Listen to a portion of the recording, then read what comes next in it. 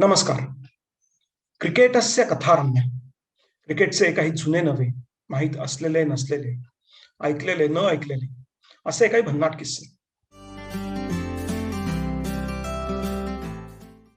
मी आज बोलणार आहे तो वेस्ट इंडिज क्रिकेटबद्दल.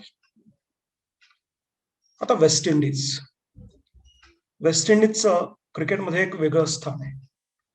आपल्या सगळ्यांनाच माहिती आहे. म्हणजे वेस्ट इंडिजच्या प्लेयर्सनी त्यांच्या सुरुवातीच्या काळापासून क्रिकेट गाजवलं. अगदी आत्तापर्यंत या देशाने अनेक स्टार्स दिलेले आहेत. आजच्या घडीलाही क्रिस गेल असेल किंवा पोलार्ड असेल किंवा ड्वेन ब्राव्हो असेल, असे प्लेयर्स म्हणजे जगभरातल्या क्रिकेट प्रेमींच्या गळ्यातला ताईत. हे लोक जगात सगळीकडे खास करून T20 खेळतात. अर्थात ही परिस्थिती काही आत्ताची नाहीये. याच्या आधीही तीच कंडिशन होती. म्हणजे वेस्ट इंडिजची प्लेयर्सची नावं ही तो एक ऑरा वेगळाच आहे. याबद्दल काही वाद नाही. पण तुम्हाला हेही माहिती आहे की वेस्ट इंडिज हा एक देश नाहीये. इनफॅक्ट वेस्ट इंडिज या नावाचा देशच नाही.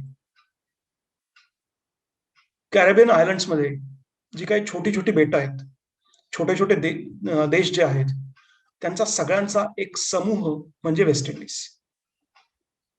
आणि क्रिकेट हा खेळ या सगळ्या बेटांना बांधून देतो. ही सगळी बेटं अमेरिकेच्या जवळची, म्हणजे उत्तर अमेरिका आणि दक्षिण अमेरिका यांच्या मध्यभागी अटलांटिक ओशन मध्ये ही सगळी बेटं आहेत. यातली काही काही बेटं तर अगदी पुण्या एवढी असतील किंवा त्याच्यापेक्षा कमी असतील.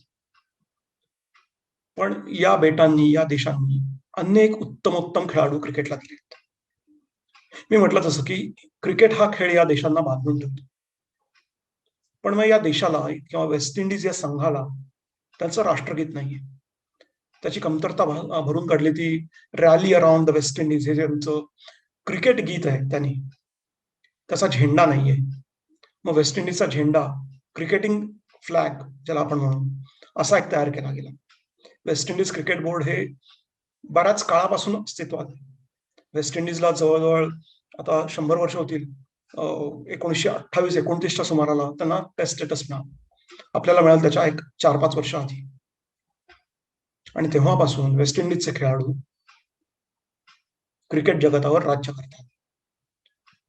या देशांवर अनेक इतर इमिग्रंट्सचा किंवा इतर देशातून आलेल्या खेळाडूंचा, इतर देशातून आलेल्या लोकांचा भरणा आहे. मग त्याच्यामध्ये काही युरोपियन्स आहेत, काही अमेरिकन्स आहेत, आफ्रिकन्स आहेत, इंडियन्स आहेत. इंडियन कम्युनिटीची खूप वर्षांपूर्वी किंवा शतकापूर्वी वेस्ट इंडिजमध्ये गेली होती मजूर म्हणून, लेबरर्स म्हणून. त्यांच्या पुढच्या पिढ्या त्या तिथेच राहिल्या आणि त्यांनी तो क्रिकेटचा खेळ जगवला आहे. आता जेव्हा आपण वेस्ट इंडिज म्हणतो तेव्हा मी म्हटलं तसं की इथे खूप वेगवेगळे देश आहेत. पण हे देश कुठले आहेत, हे देश काय आहेत, ते किती मोठे आहेत, हे जाणून घ्यायचा एक छोटासा प्रयत्न केलाय. आता मी म्हटलं तसं हा जगाचा नकाशा, म्हणजे जगाच्या नकाशाचा एक भाग आहे. आणि उत्तर अमेरिका आणि दक्षिण अमेरिका यांच्यामध्ये अटलांटिक ओशन मध्ये ही सगळी छोटी छोटी बेट आहेत. हे जे छोटे छोटे सर्कल्स केलेले तुम्हाला दिसतात, ही ती बेट आहेत. जवळजवळ 14-15 वेगवेगळ्या बेटांचा हा समूह आपण वेस्ट इंडिज म्हणून ओळखतो. यातलं सगळ्यात पहिलं आणि एक मुख्य बेट म्हणजे बार्बाडोस. आता बार्बाडोस हा देश खूप छोटा आहे. त्याची लोकसंख्या हार्डली 2.5-3 लाखाच्या आसपास आहे. पण विचार करा ना, या देशाने किती उत्तम उत्तम खेळाडू दिले. हे लिस्ट बघितली तरी कळेल तुम्हाला. ते 3 Ws, Garry Sobers, Gordon Greenidge, Desmond Haynes आणि ती पेस बॉलरशिप फॅक्टरी. ते दोन ती मुख्य नावं, माल्कम मार्शल आणि जोएल कार्नर. या सगळ्या लोकांनी किंवा बार्बाडोसनी ही सगळे खेळाडू जगासमोर ठेवलेले. मी असं कुठेतरी वाचलं 1-2 पुस्तकांमध्ये, मला वाटतं सनी डेज मध्ये सुनील गावस्करांनी सुद्धा हे मेन्शन केलंय की बार्बाडोसच्या टीमला किंवा बार्बाडोसच्या प्रेक्षकांना बार्बाडोसची टीम हरलेली आवडत नसेल. एक वेळ वेस्ट इंडिजची टीम हरली तरी चालेल, पण बार्बाडोसची टीम हरलेली त्यांना खपत नसेल. आणि त्याच सगळ्या प्रकारातनं एक दिग्गज खेळाडूंची फळी आपल्यापर्यंत आहे. बस नावच पुरेशी आहेत. बार्बाडोसकडे आपण जाऊयात गयानाकडे. गयाना इथे भारतीय लोकांची कम्युनिटी खूप मोठी आहे, जे खूप वर्षांपूर्वी किंवा शतकापूर्वी गयानाला मायग्रेट झाले. गयाना हा एकमेव देश असा आहे की जो एका म्हणजे जे बेट नाहीये तो दक्षिण अमेरिकेचा एक भाग आहे. बाकी सगळी बेट आहेत, पण गयाना हे बेट नाही. आणि गयानानी एकाहून एक दर्जेदार प्लेयर्स दिलेत. ते म्हणजे रोहन कना असेल, अनिल कालीचरण असेल, क्लाइव्ह लॉइड आहे आणि चंद्रपॉल रामनरेश सरवान. तुम्ही एक ऑब्झर्व करा की गयानामध्ये ही अशी भारतीय नावं खूप आहेत आणि गयानामध्ये हिंदू पॉप्युलेशन पण खूप मोठ्या प्रमाणात आहे. अर्थात मी इथे कुठल्याही धर्माचा भाग आणत नाहीये, पण मला म्हणायचं की हिंदू म्हणजे हिंदुस्थानातनं गेलेले हे यांचे पूर्वज तिथे मोठ्या प्रमाणावर तुम्हाला सापडतील. गयाना एक 7-7.5 लाख लोकसंख्येचा एक देश. जॉर्जटाउन हे त्यांचं कॅपिटल आहे. आणि गयानानी एक खूप चांगले प्लेयर्स मी म्हटलं तसं क्रिकेट विश्वाला दिले. वेस्ट इंडिज मधली पुढची महत्वाची टीम म्हणजे जमैका. आता जमैका हा देश अमेरिकेच्या खूप जवळ आहे, क्युबापासून अगदी थोडा अंतर. जमैका ज्याची कॅपिटल आहे किंगस्टन, हा एक असा छोटासा देश 2.5-3 लाख लोकसंख्येचा. आणि जमैकाकडून आलेले जर खेळाडू आपण बघितले, क्रिकेट प्लेयर्स बघितले, त्याच्यामध्ये मोठी नाव आहेत. म्हणजे कोर्टनी वॉल्श आहे, मायकल होल्डिंग आहे, पॅट्रिक पॅटरसन आहे आणि आत्ताचा युनिव्हर्सल बॉस ख्रिस गेल, तो सुद्धा जमैकाकडून खेळतो, तो सुद्धा जमैकातून येतो. जमैकाकडनं आलेला आणि क्रिकेटवर प्रेम असलेला आणखीन एक खूप मोठा खेळाडू तो म्हणजे उसेन बोल्ट, तोही आपल्याला माहित असेल. पुढचा देश आहे त्रिनिदाद आणि टोबॅगो. आता त्रिनिदाद आणि टोबॅगो हा जो देश आहे, तो मॅप माझा थोडासा चुकला आहे, I am sorry about that, पण हे एक बेट आहे दक्षिण अमेरिकेच्या जवळचा. पोर्ट ऑफ स्पेन ही त्याची कॅपिटल आहे. 15-16 लाख लोकसंख्येचा हा देश. आणि या देशानेही जे काय खेळाडू दिले त्यातलं एक सगळ्यात महत्वाचं आणि सगळ्यात मोठं नाव आहे ते म्हणजे Brian Charles Lara.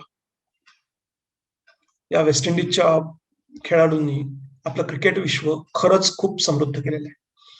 West Indies ही फास्ट बॉलर्सची खाण मानली जाते आणि आपण ते बघतोच आहोत. पण त्रिनिदादनी एक स्पिनर आपल्याला दिला क्रिकेट विश्वाला, त्याचं नाव होतं सोनी रामादी. 1950च्या दशकातल्या या स्पिनरनी भल्या भल्यांची भंबेरी उडवली होती. इंग्लंड आणि ऑस्ट्रेलिया सारख्या संघांना त्यांनी धूळ चाटली होती. हा खऱ्या अर्थाने वेस्ट इंडिजच्या बॉलर्स मधला पहिला सुपरस्टार म्हटला पाहिजे. सोनी रामादीन, तोही TNT म्हणजे त्रिनिदाद आणि टोबॅगो या देशातून येतो. आता पुढचा जो परत हा देश नाहीये, हा परत 2-3 छोट्या छोट्या देशांचा समूह आहे.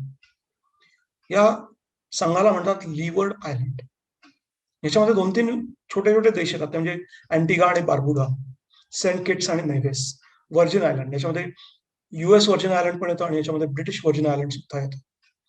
या 4-5 देशांनी एकत्र येऊन लीवर्ड आयलंड या संघाची स्थापना केली आहे किंवा त्या बॅनर खाली किंवा त्या देशाखालच्या नावाखाली ते खेळतात, लीवर्ड आयलंड.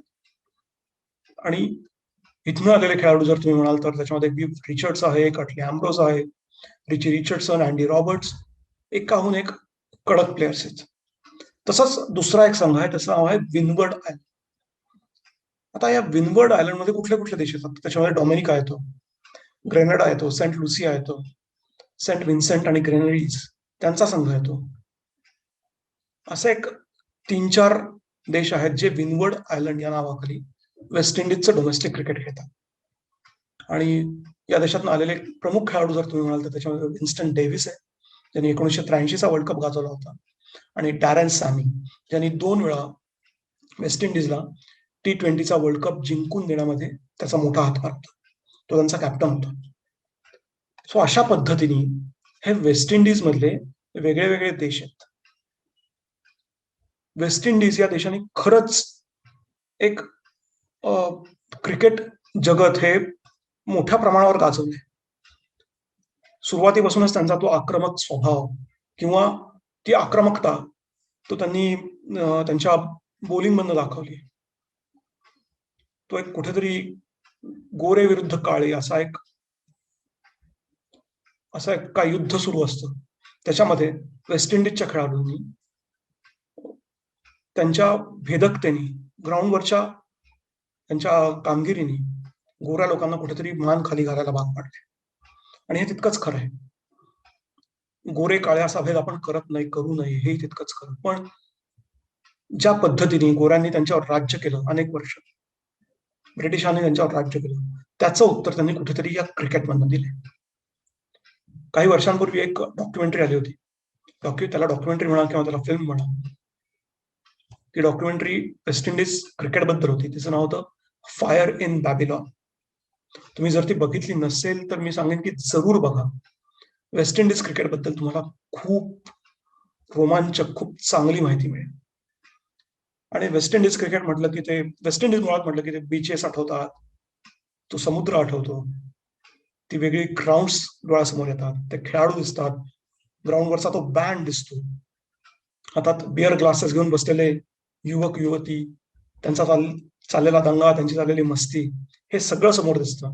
आणि त्या कलिप्स सुद्धा आठवतात. वेस्ट इंडिज क्रिकेट हे खूप वेगळं आहे.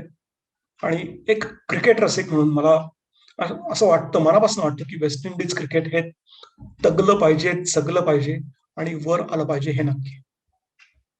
चलो, आज इतकंच. आजचा हा भाग कसा वाटला हे नक्की कळवा आणि बघत राहा क्रिकेटस्य कथा रम्य. थँक्यू.